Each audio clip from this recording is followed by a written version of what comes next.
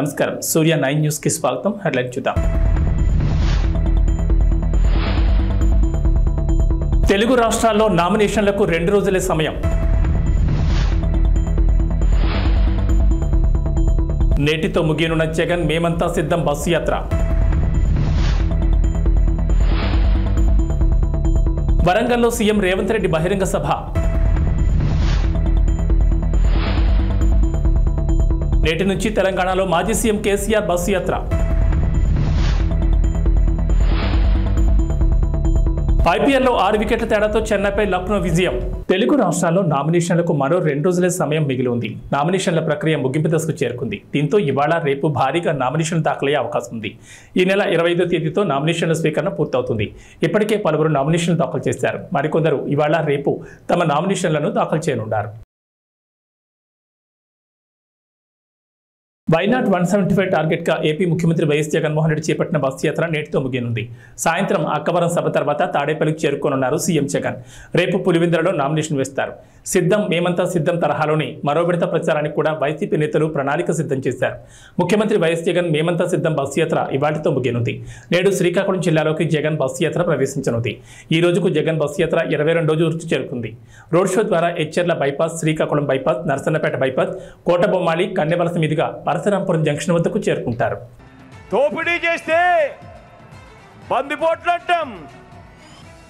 మరి ఎన్నికలప్పుడు తీయటి మాటలు చెప్పి ఎన్నికల మేనిఫెస్టో అని చెప్పి ఆ తర్వాత ఎన్నికలు అయిపోయిన తర్వాత ప్రజలను మోసం చేస్తే అలాంటి మోసగాళ్లను ఏమంటాం?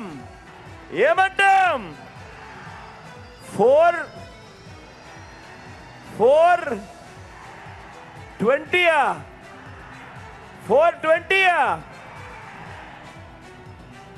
బాగా చెప్పారు. అలాంటి వాళ్ళను 420 అనే అంటారు. చంద్రముఖి బృందం అని కూడా అంటాము. అందామా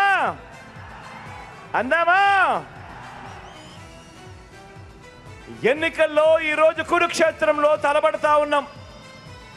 జగన్ను ఓడించాలని వారు, పేదల్ని గెలిపించాలని, ఇంటింటి అభివృద్ధిని కొనసాగించాలని మనం చేయబోతున్న ఈ యుద్ధంలో మరో చారిత్రాత్మక విజయానికి సొంతం చేసుకునేదానికి మీరంతా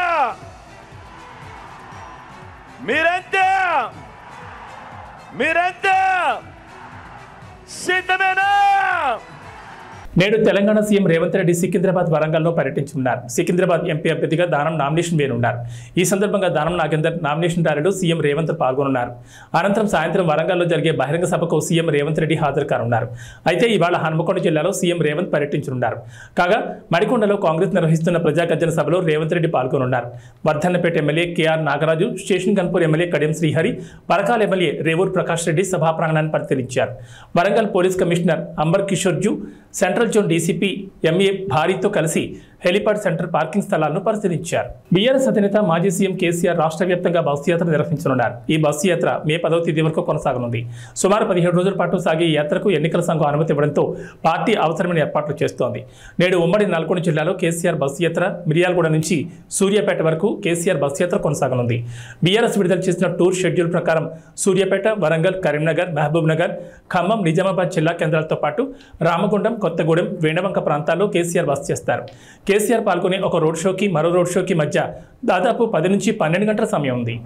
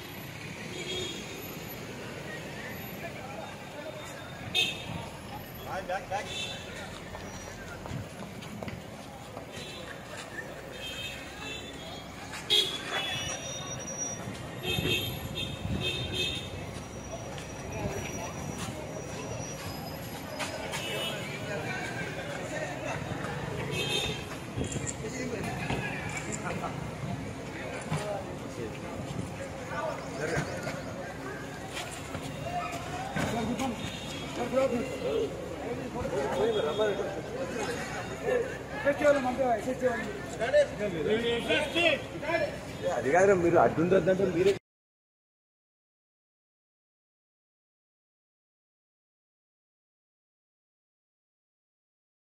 తెలంగాణలో ఇంటర్మీడియట్ పరీక్షల ఫలితాలు బుధవారం విడుదలయ్యాయి. ఏప్రిల్ 24న ఉదయం 11 గంటలకు ప్రథమ, ద్వితీయ, ఇంటర్ ఫలితాలు ఒకేసారి విడుదల చేశారు.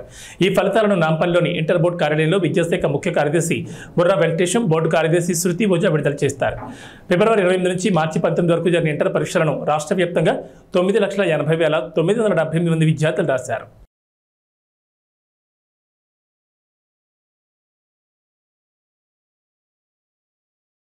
అమిత్ షా తెలంగాణ పర్యటన ఖరారైంది. రేపు అమిత్ షా హైదరాబాద్కు రానున్నారు. ఎల్బీ స్టేడియంలో పోలింగ్ బూత్ ఇన్ఛార్జీలతో సమావేశం కానున్నారు. అనంతరం భాగ్యలక్ష్మి అమ్మవారిని దర్శించుకోనున్నారు. తెలంగాణలో లోక్సభ ఎన్నికల బరిలో నిలిచే అభ్యర్థులపై కసరత్తు జరుగుతోంది. ఇప్పటికే 8 మందిని ప్రకటించిన బీజేపీ మరో 9 మంది గెలుపు గుర్రాల కోసం వేట కొనసాగిస్తోంది. ఈ క్రమంలో ఈ నెల 12న అమిత్ షా హైదరాబాద్కు వస్తున్నట్లు తెలిపారు.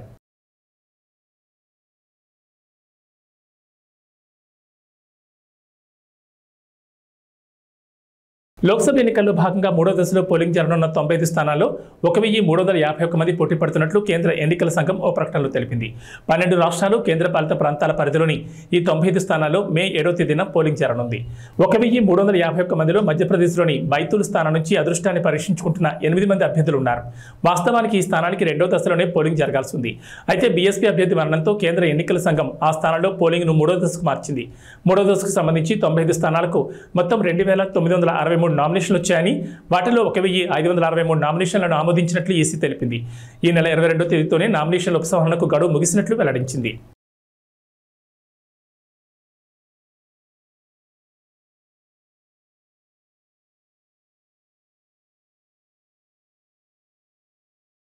ఆయుధాల కొరతతో ఇబ్బంది పడుతున్నాం, సైనిక సాయం కావాలంటూ గత కొంతకాలంగా మొరపెట్టుకుంటున్న ఉక్రెయిన్కు మరో ఊరట కలిగించే వార్త. ఇప్పటికే $61 బిలియన్ ప్యాకేజీకి అమెరికా ప్రతినిధుల సభ పచ్చజెండా ఊపడంతో తెలిపిన పడ్డ ఉక్రెయిన్కు మంగళవారం బ్రిటన్ కూడా సైనిక ప్యాకేజీని ప్రకటించింది. 542 కోట్ల సాయాన్ని అందించనున్నట్లు బ్రిటన్ ప్రధాని రిషి సునాక్ తెలిపారు.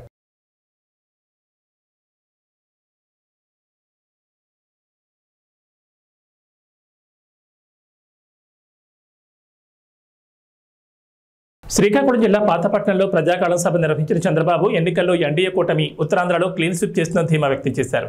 తాము అధికారంలోకి వచ్చాక రైతులను అన్ని విధాలా ఆదుకుంటామన్నారు. గిట్టుబాటు ధర, పంటల బీమా అమలు, రాయితీపై వ్యవసాయ యంత్రాలు, పరికరాలు అందిస్తామని చెప్పారు. వ్యవసాయంలో ఆధునిక సాగు విధానాలు తెచ్చి ఖర్చులు తగ్గిస్తామని భరోసా ఇచ్చారు. దేశంలో ఎక్కడ చూసినా శ్రీకాకుళం జిల్లా కార్మికులు ఉంటారన్న చంద్రబాబు తాము అధికారంలోకి వచ్చాక స్థానికంగానే ఉపాధి అవకాశాలు కల్పిస్తామన్నారు. ఇంటి పనులు నియంత్రిస్తామని హామీ ఇచ్చారు. కూటమి గెలుపు కోసం పనిచేయాలని యువతను కోరారు. ఉద్యోగుల పెండింగ్ బకాయిలు చెల్లిస్తామని చంద్రబాబు పింఛన్ల విషయంలో శవరాజకీయాలు చేయొద్దని ప్రభుత్వానికి సూచించారు. పాతపట్నంలోని గిరిజనుల కోసం ఐటీడీఏ, మహిళా డిగ్రీ, పాలిటెక్నిక్ కళాశాల ఏర్పాటు చేస్తామని హామీ ఇచ్చారు. ఈరోజు నేను ప్రజాగళం కోసం పాతపట్నం వస్తే పాతపట్నం కొత్త చరిత్ర రాయడానికి సిద్ధంగా ఉంది. అవునా కాదా తమ్ముళ్ళు అని మిమ్మల్ని అడుగుతున్నా. ఎటు చూసినా జనమే జనం. వెనకానైతే ఎటు చూసినా జనమే కనపడొస్తున్నారు. నేను చాలాసార్లు ఈ నియోజకవర్గానికి వచ్చాను, కానీ ఇంత ఉత్సాహం నా జీవితంలో ఎప్పుడూ చూడలేదు.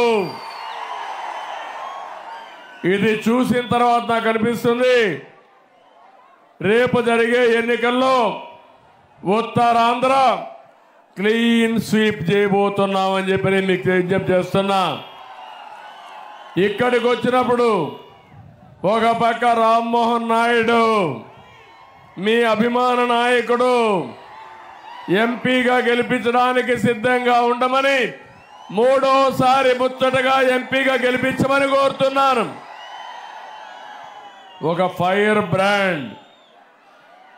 ఒకసారి చూస్తే ఉత్తరాంధ్ర ముద్దు బిడ్డ ఎర్రమనాయుడు గారి కొడుకు, తండ్రికి తగ్గ తనయుడు అని చెప్పి మరొకసారి మీ అందరికి విజ్ఞప్తి చేస్తున్నా. ఇంకో పక్క ఒక యువకుడు గోవిందరావు గారు, సామాన్య వ్యక్తి. ఈరోజు ఇక్కడ ఎంపీగా ఎమ్మెల్యేగా ఇచ్చామంటే ఒక సాధారణమైన వ్యక్తికి ఎమ్మెల్యే ఇచ్చి గెలిపించే పార్టీ తెలుగుదేశం పార్టీ అని చెప్పి నేను మీకు తెలియజేస్తున్నా. 10 సీట్లలో గెలిపిస్తే మరోసారి ఢిల్లీని ఆటాడించే రోజు వస్తుందని బీఆర్ఎస్ కార్యనిర్వాహక అధ్యక్షుడు కేటీఆర్ వ్యాఖ్యానించారు. కేసీఆర్ నిజాయితీకి కాంగ్రెస్ మోసం, బీజేపీ ద్రోహానికి మధ్య ఎన్నికలు జరుగుతున్నాయని పేర్కొన్నారు. బీఆర్ఎస్ అభ్యర్థులు కాసాని జ్ఞానేశ్వర్, ఆర్ఎస్ ప్రవీణ్ కుమార్కు మద్దతుగా ప్రచారాలు నిర్వహించిన కేటీఆర్ కేంద్ర రాష్ట్ర ప్రభుత్వాలపై తీవ్ర విమర్శలు గుప్పించారు. సార్వత్రిక ఎన్నికల్లో సత్తా చాటి రాష్ట్రంలో పట్టు నిలుపుకునేందుకు భారత రాష్ట్ర సమితి కసరత్తు ముమ్మరం చేసింది. గులాబీ దళపతి కేసీఆర్ బస్ యాత్రలు చేపట్టనుండగా లోక్సభ అభ్యర్థులకు మద్దతుగా కేటీఆర్ ప్రచార జోరు పెంచారు.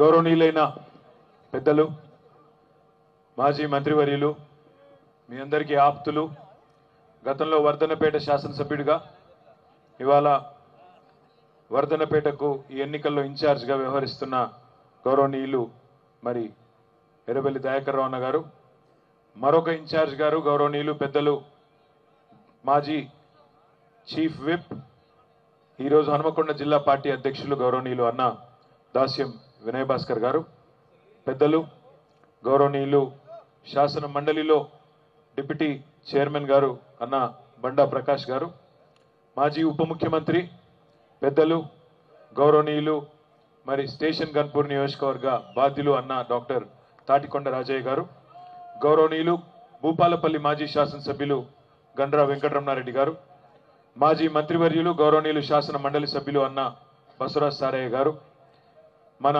స్థానిక సంస్థల ఎమ్మెల్సీ ఈరోజు యువకుడు ఉత్సాహవంతుడు వరంగల్ ఈస్ట్ ఇన్ఛార్జ్గా ఉన్న తమ్ముడు పోచంపల్లి శ్రీనివాసరెడ్డి గారు, పరకాల మాజీ శాసనసభ్యులు గౌరవనీయులు అన్న చెల్ల ధర్మారెడ్డి గారు, కూడా చైర్మన్ గారు సోదరులు సుందర్రాజ్ గారు, గౌరవనీయులు సోదరిమణి లలితా యాదవ్ గారు, గౌరవనీయులు మాజీ జిల్లా పరిషత్ చైర్మన్ సమ్మారావు గారు, గౌరవనీయులు జనార్దన్ గౌడన్న గారు, కేతిరెడ్డి వాసుదేవ్ రెడ్డి గారు, వేదిక పైన ఉన్న గౌరవనీయులైన సీనియర్ నాయకులకు, గౌరవనీయులైన వర్ధన్నపేట నియోజకవర్గంలోని వివిధ మండలాల అధ్యక్షులకు, అదేవిధంగా వివిధ డివిజన్ల అధ్యక్షులకు, గౌరవ కార్పొరేటర్లకు, మాజీ కార్పొరేటర్లకు, ఎవరెవరి పేర్లైతే నేను చెప్పలేదో మనసులనే తిట్టుకోండి, బయటికి తిట్టుకోవద్దని కోరుతూ, మరి వేదిక ముందున్న పాత్రికేయ మిత్రులకు, వర్ధన్నపేట నియోజకవర్గం నుండి ఈరోజు ఇంత పెద్ద సంఖ్యలో రాత్రి 9 అవుతుంటే కూడా కదలకుండా రేపు వర్ధన్నపేటలో కసి తీరా ఓటేస్తాం, తప్పకుండా ద్రోహులను కసి తీరా కాటేస్తామనే విధంగా 50,000 ఓట్ల మెజారిటీ ఇచ్చి మన అభ్యర్థి సుధీర్ కుమార్ గారిని గెలిపిస్తామని ఇక్కడ సమావేశంలో పాల్పంచుకుంటున్న మా అన్నదమ్ములకు, ఆడబిడ్డలకు పేరు పేరున అందరికీ హృదయపూర్వకంగా నమస్కారాలు. మన పార్లమెంట్ అభ్యర్థి డాక్టర్ సుధీర్ గారికి కూడా హృదయపూర్వకంగా అడ్వాన్స్ గా కాబోయే ఎంపీ కాబట్టి అడ్వాన్స్ గా హృదయపూర్వకంగా శుభాకాంక్షలు కూడా నేను తెలియజేస్తా ఉన్నాను. చంపిన్రు, బిడ్డను వేరు చేసిండ్రని తెలంగాణ ఏర్పాటు మీద విషం జిమ్మినందుకు కోటే అన్నా, 5 మండలాలు తీసుకుపోయి ఆంధ్రాలో బలవంతంగా కలిపినందుకు కోటే అన్నా, లేదా మనకిచ్చిన పునర్విభజన చట్టంలో ఒక్క హామీ నిలబెట్టుకోనందుకు మనం ఓటే అన్నా, కాజీపేటలో కోచ్ ఫ్యాక్టరీ పెట్టనందుకు, బయ్యారంలో ఉక్కు కర్మాగారం పెట్టనందుకు, ఇచ్చిన ఒక్క మాట నిలుపుకోనందుకు ఓటే అన్నా, తెలంగాణకు ఒక్క మెడికల్ కాలేజ్ ఇయ్యనందుకు, ఒక్క నవోదయ పాఠశాల పెట్టనందుకు, ఒక్క విద్యా సంస్థ పెట్టనందుకు ఓటే అన్నా, లేదా 2014లో నువ్వే కదా డైలాగులు కొట్టినావు, నేను భారతదేశానికి మొత్తం ఏదైతే నల్లధనం బయటికి పోయిందో దాన్ని తీసుకొస్తా, ప్రతి ఒక్కరి ఖాతాలో 15 లక్షల రూపాయలు వేస్తా అన్నాడు నరేంద్ర మోడీ. పడ్డాయా 15 లక్షలు? పడ్డాయా మోడీ 15 లక్షలు? పడలే, దేశంలో ఎవరికి రాలే, 15 లక్షలు రాలే. సంవత్సరానికి 2 కోట్ల ఉద్యోగాలు ఇస్తా అన్నాడు నరేంద్ర మోడీ, 10 ఏళ్లలో 20 కోట్ల ఉద్యోగాలు ఇవాళ ఇచ్చిండా? రైతుల ఆదాయం డబల్ చేస్తా అన్నాడు, 2022 సంవత్సరం కల్లా చేసిండా? ఇంటింటికి నల్ల పెడతా అన్నాడు, కేసీఆర్ పెట్టిండు తప్ప మోడీ పెట్టలేదు దేశంలో. అదేవిధంగా ప్రతి మనిషికి ఇల్లు కట్టిస్తా అన్నాడు, బుల్లెట్ ట్రైన్లు అన్నాడు, 5 ట్రిలియన్ ఎకానమీ అన్నాడు. ఇవేమైనాయా మోడీ గారంటే ఇవేమి చెప్పాడు. ఇప్పుడు ఏమంటాడు? జై శ్రీరామ్, అదొక్కటే తెలుసు, జై శ్రీరామ్. మనం కట్టలేదా గుడి? యాదగిరి గుట్టలో మనం కట్టలేదా యాదాద్రి? మనం ఎప్పుడైనా దేవుని అడ్డం పెట్టుకుని రాజకీయం చేసినావా? జై శ్రీరామ్ అనాలే, అక్షింతలు పంపాలే, ఇంటికి ఓట్లు అడగాలి. శ్రీరాముతో మనకు పంచాయతీ లేదు. దేవుడు అందరివాడు. దేవుడు బీజేపీ వాళ్ళకు మాత్రమే దేవుడు కాదు, మనకు కూడా ఆయననే దేవుడు. దేవునితో మనకు పంచాయతీ లేదు. రాముడికి మొక్కుదాం, కానీ తెలంగాణకు నయా పైసా పనిచేయని బీజేపీని మాత్రం ఓట్లతోనే పండబెట్టి తొక్కుదామనే మాట ఈ సందర్భంగా నేను మీకు విజ్ఞప్తి చేస్తా ఉన్నా. ఒక్క బుడ్డ పైసా పనిచేయలే బీజేపీ ఈ దేశానికి కానీ మన రాష్ట్రానికి కానీ. అట్లాంటి వాళ్ళని ఎందుకు ఆదరించాలి? ఏం చేసిందని ఇవాళ వాళ్ళ ఓట్లు వేయాలి, ఏం చేస్తారని చెప్పి రేపు ఓట్లు వేయాలనే మాట దయచేసి ఆలోచించమని నేను కోరుతా ఉన్నా. నేను ముగించే ముందు మీ అందరితో ప్రార్థించేది ఒకటే, ఈ పార్లమెంట్ ఎన్నిక సుధీర్ కుమార్ ఎన్నిక కాదు. ఈ పార్లమెంట్ ఎన్నిక మనందరి బతుకు తెరువుకు సంబంధించిన ఎన్నిక, తెలంగాణ భవిష్యత్తుకు సంబంధించిన ఎన్నిక. తెలంగాణకున్న ఒక్క గొంతు కేసీఆర్. ఆ కేసీఆర్ గారినే ఇలా ఖతం చేయాలని కాంగ్రెస్ బీజేపీ కుమ్మక్కై రాజకీయం చేస్తూ ఇవాళ మన పార్టీని సార్వత్రిక ఎన్నికల వేళ ముఖ్యమంత్రి రేవంత్ రెడ్డి పాలమూరు జిల్లాలో 5వ సారి పర్యటించారు. మహబూబ్ నగర్ లోక్సభ స్థానం పరిధిలోని నారాయణపేట జిల్లా మద్దూరులో కాంగ్రెస్ కార్యకర్తల సమావేశానికి హాజరయ్యారు. లోక్సభ ఎన్నికల్లో కాంగ్రెస్ ను దెబ్బతీసేందుకు బీఆర్ఎస్ బీజేపీ కుట్రలు పన్నుతున్నాయని ఆయన ఆరోపించారు. 10 ఏళ్ల కేసీఆర్ హయాంలో తెలంగాణ నాశనమైందన్నారు. రుణమాఫీపై బీఆర్ఎస్ నేతల విమర్శలపై రేవంత్ ఎదురుదాడి దిగారు. తర్వాత కొత్తపల్లి మండలంలోని తిమ్మారెడ్డిపల్లిలో బాబాజీ ఆలయానికి వెళ్లిన సీఎం ప్రత్యేక పూజలు నిర్వహించారు. అనంతరం నాగర్ కర్నూలు జిల్లా బిజినపల్లిలో కాంగ్రెస్ జనజాతర సభకు హాజరయ్యారు. డీకే అరుణ, ఆర్ఎస్ ప్రవీణ్ కుమార్లతో తనకు ఎలాంటి వివాదం లేదన్నారు. 70 ఏళ్ల తర్వాత పాలమూరు జిల్లాకు వచ్చిన అవకాశాన్ని ఉపయోగించుకుని అభివృద్ధి చేసుకుందామని, అందుకు 2 ఎంపీలను గెలిపించాలని రేవంత్ ప్రజలకు పిలుపునిచ్చారు. సీఎం జగన్ పై 26 కేసులున్నాయి. 11 సిబిఐ కేసులు, 9 ఈడీ కేసులున్నాయి. నంద్యాల, విజయవాడ, మంగళగిరి, పొన్నూరు, సరూర్ నగర్ పోలీస్ స్టేషన్లో 6 కేసులున్నాయి. జగన్ పెద్ద కూతురు హర్షిణి రెడ్డి పేరిట 4.43 కోట్ల విలువ చేసి 4.187 కిలోల బంగారం, చిన్న కూతురు వర్షితారెడ్డిల పేరిట 4.40 కోట్ల విలువ చేసి 3.450 కిలోల బంగారం ఉంది. జగన్ పెద్ద కూతురు పేరిట కర్ణాటకలో 2 వాణిజ్యేతర స్థలాలు, ఇడుపులపాయలో 4.5 ఎకరాలు, 5.50 ఎకరాలు, కె ఎల్లమ్మవారిపల్లిలో, పాలెంపల్లిలో 1.63 కోట్ల విలువ చేసే ఆస్తులున్నాయి. ఇక చిన్న కూతురుకు అదే ప్రాంతంలో అంతే సమానంగా ఆస్తులున్నాయి. పెద్ద కుమార్తెకు 25.89 కోట్లు, చిన్న కుమార్తెకు 25.57 కోట్లు విలువైన ఆస్తులున్నట్లు వెల్లడించారు. ఇక సీఎం జగన్ భార్య భారతి పేరిట 5.29 కోట్ల విలువ చేసి 6.47 కిలోల బంగారు, వజ్రాలున్నాయి. ఎర్రగుడిపల్లి, కచ్చివారిపల్లి, పులివెందల, రాయదుర్గం, తాడేపల్లిలో ఆస్తులున్నాయి. వీటి విలువ 56,92,19,104గా చూపించారు.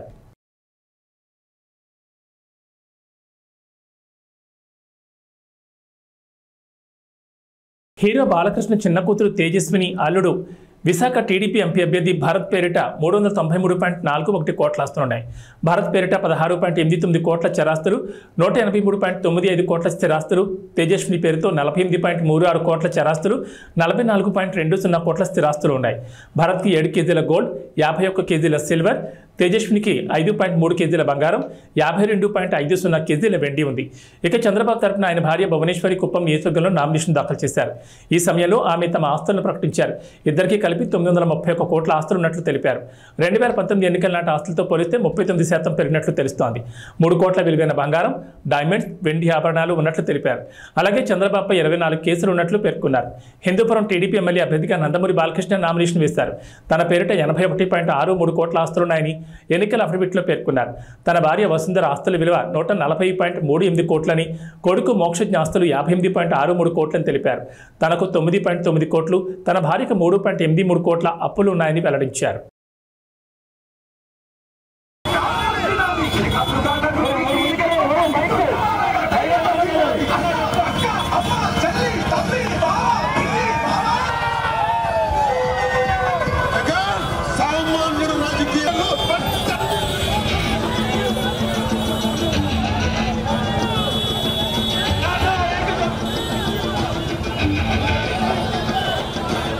అధికార వైసీపీతో అంటకాగుతూ 5 ఏళ్లుగా ఆ పార్టీ అరాచకాలు కొమ్మకాస్తూ వచ్చిన 2 సీనియర్ ఐపీఎస్ అధికారులపై ఎన్నికల సంఘం ఎట్టకేలకు బదిలీ వేటు వేసింది. ఆంధ్రప్రదేశ్ నిఘా విభాగాధిపతి పిఎస్ఆర్ ఆంజనేయులు, విజయవాడ సిపి కాంతిరాణా ఎన్నికల షెడ్యూల్ వచ్చాక కూడా వైసీపీకి అనుకూలంగా ఏకపక్షంగా పనిచేస్తున్నారంటూ ప్రతిపక్ష పార్టీలు ఫిర్యాదులిచ్చాయి. వాటిపై సమగ్ర విచారణ జరిపిన ఎన్నికల సంఘం చివరికి వాళ్ళిద్దరిపై చర్యలు తీసుకుంది. తర్వాత స్థానాల్లో ఉన్న అధికారులకు బాధ్యతలు అప్పగించి తక్షణమే విధుల నుంచి రిలీవ్ కావాలని ఆదేశించింది. సార్వత్రిక ఎన్నికలు పూర్తయ్యే వరకు వారికి ఎన్నికల సంబంధిత విధులేవి అప్పగించొద్దని నిర్దేశించింది. వీరి స్థానాల్లో వేరే అధికారులను నియమించేందుకు వీలుగా ఒక్కో పోస్టుకు 3 ఐపీఎస్ అధికారుల పేర్లతో ఇవాళ మధ్యాహ్నం 3 గంటల్లోగా ప్యానెల్ సమర్పించాలని సీఎస్ జవహర్ రెడ్డిని ఆదేశించింది. నిఘా విభాగాధిపతి పోస్టు కోసం అదనపు డీజీ, అంతకంటే ఎక్కువ హోదా కలిగిన అధికారుల వివరాలనే పంపాలని పేర్కొంది.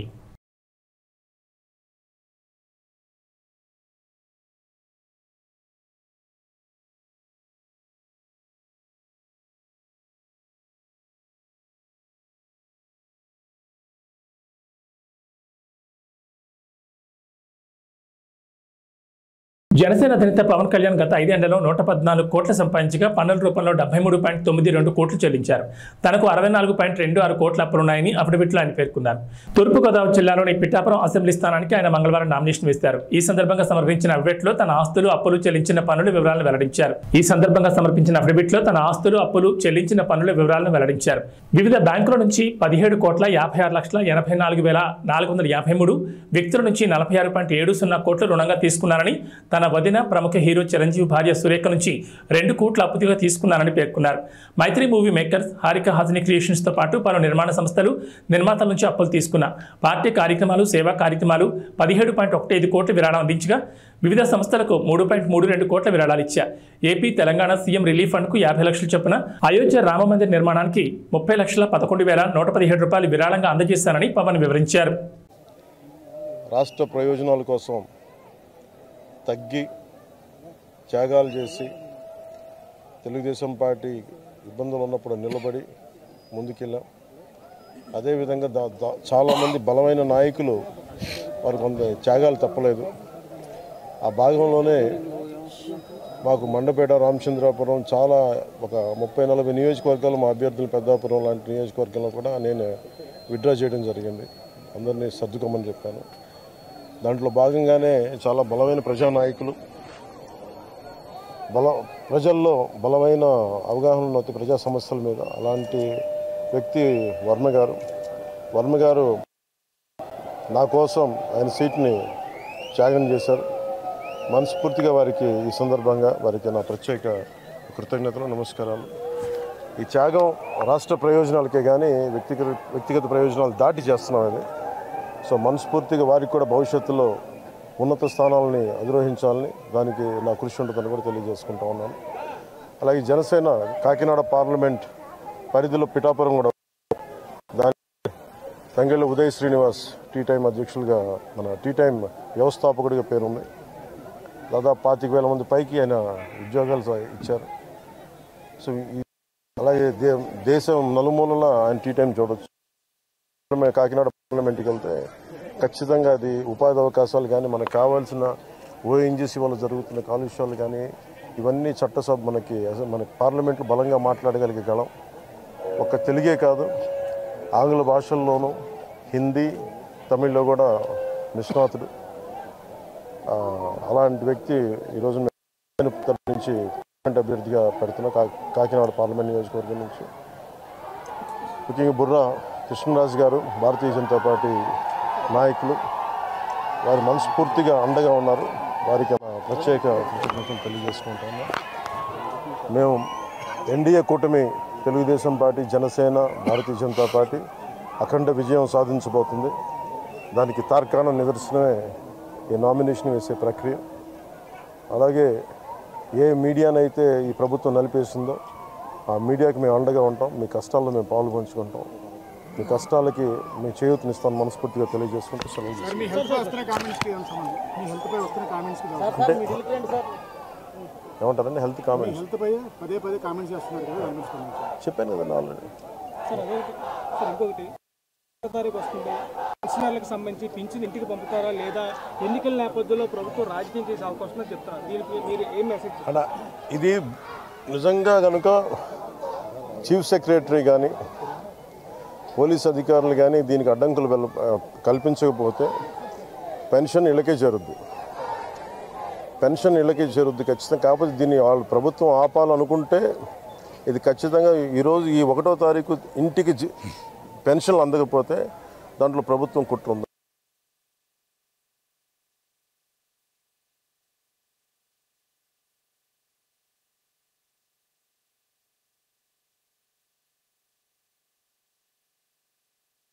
త్రికోణ పోటీ ఉంది ఈసారి.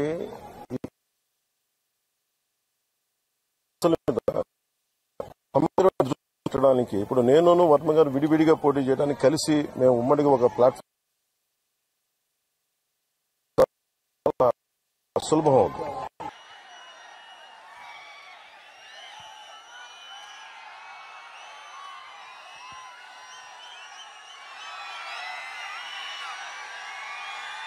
ఒక పౌర్ణమి రోజున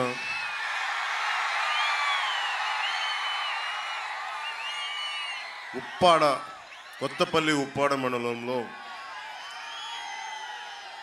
ఇంత చల్లగా ఉంటుంది వాతావరణం. ఇంత వేడిలో కూడా మీ ప్రేమ ఎంత చల్లగా ఉందంటే వెన్నెలే చెప్తాం.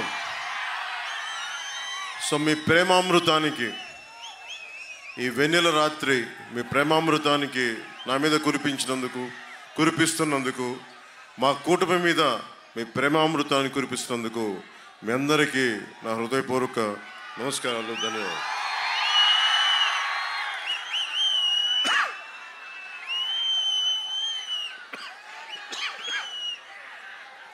ఈ రోజున మంగళవారం పౌర్ణమి, చిత్తా నక్షత్రం, హనుమాన్ జయంతి, శ్రీపాద శ్రీవల్లభుడి నక్షత్రం ఈరోజు. అలాంటి రోజున నన్ను ప్రేమించే నా పిఠాపురం ప్రజల మధ్యలో 70,000 పైనుంచి 1,00,000 వరకు వచ్చి నాకు ఈరోజు మద్దతు తెలిపారు. నాకు ఈరోజు నామినేషన్కి మీ అందరికీ చేతులెత్తి నమస్కరిస్తున్నాం. ఇలాంటి ఘనమైన నామినేషన్ వేయడానికి ఎమ్మెల్యే బలంగా ఉండి ఎమ్మెల్యేగా చేసి ప్రజలందరి మనల్ని భారీ లక్ష్య ఛేదనలో మార్కస్ స్టానిష్ రికార్డు స్థాయి శతకం బాదడంతో IPL 2024లో లక్నో సూపర్ జైంట్స్ మరో సంచలన విజయాన్ని అందుకుంది. ప్రస్తుత ఎడిషన్లో చెన్నై సూపర్ కింగ్స్ జట్టును సొంత మైదానంలో ఓడించిన తొలి జట్టుగా అవతరించింది. చెన్నై నిర్దేశించిన 211 పరుగుల భారీ లక్ష్యాన్ని 19.3 ఓవర్లలోని 6 వికెట్ల తేడాతో ఘన విజయం సాధించింది. ఏబీ బులెటిన్ విశేషాలు. నమస్కారం.